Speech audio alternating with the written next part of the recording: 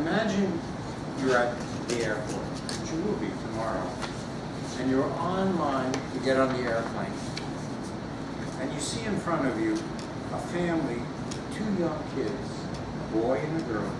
Maybe the boy's 3 and the girl is 5, and the boy is squirming, running around. The mother is grabbing the boy to hold him, and he's going like this, and he's trying to escape.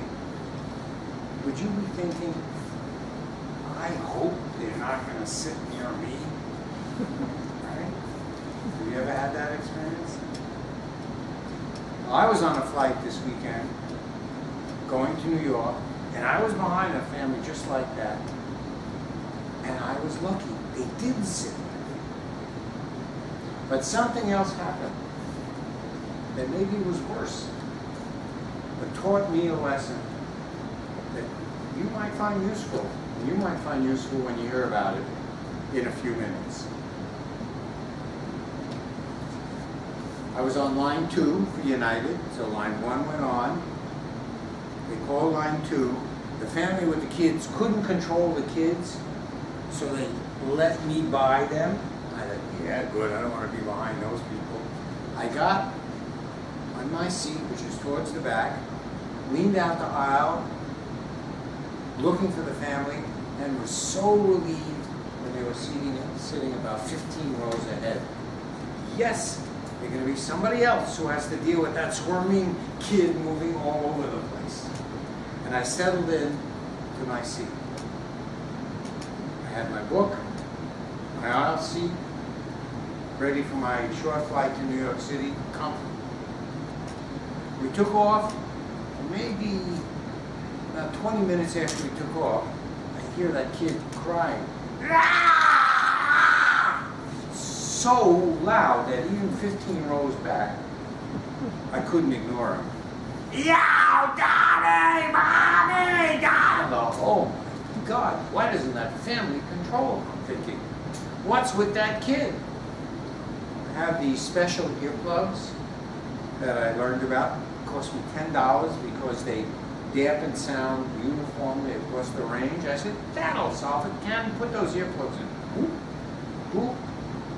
Get my book out, and I hear, you know, it worked, but not well enough because the kid is carrying on. Why don't those parents control that kid? You know that feeling where you're thinking, what's with the parents, right? Can't they talk to that kid? And I'm sitting there thinking, Ken, maybe you can go up there and scare the kid into being quiet. He's going, ah, like that, you know? And they go, ah, and stop. I didn't do that, but I thought about that. And I was thinking, oh, I hope somebody says something to that kid because it was so annoying. And I could see it was annoying because people were looking down. Have you ever been in a situation like that? An annoying kid? Yes, you know that feeling. As I'm trying to read, I'm thinking, what am I going to do about this? This is so annoying, and I'm getting more and more burned up by the fact that the parents won't do something. I mean, should I do something? Should I talk to the stewardess? I can't push the earplugs any farther into my head. They're already so far in. And then the man, the father, picks the kid up, so it's walking up and down the aisle with him. I guess to get the noise away from the other people. Oh, that helps. Bring the kid to me. And everybody's looking and looking at me. And I'm really burning, not knowing what to do. The man brings the kid to the back of me. Then he brings it to the forward. Then he brings it to the back. Then he brings it to the... And then on the last pass up, he could see people are looking at him like, what's with that kid? He turns to one person, he says, oh, his ears hurt. He has a problem with his ears. I remember kids have a problem on airplanes with their ears. I don't know if you know this, but because kids' ears aren't formed yet, as adults, they're much more sensitive. And the kid was crying in pain. And suddenly, my feelings changed completely. I was no longer angry at the parents. I no longer was thinking, what can I do to shut that kid up? I was no longer thinking, parents should take care of the kids. I was thinking, oh, the poor kid is in pain. And the poor parents who don't know what to do. Now the kid was still crying. He was still going, ah, mommy. Same behavior.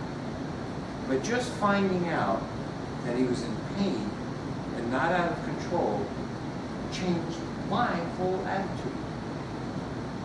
It went from anger to sympathy.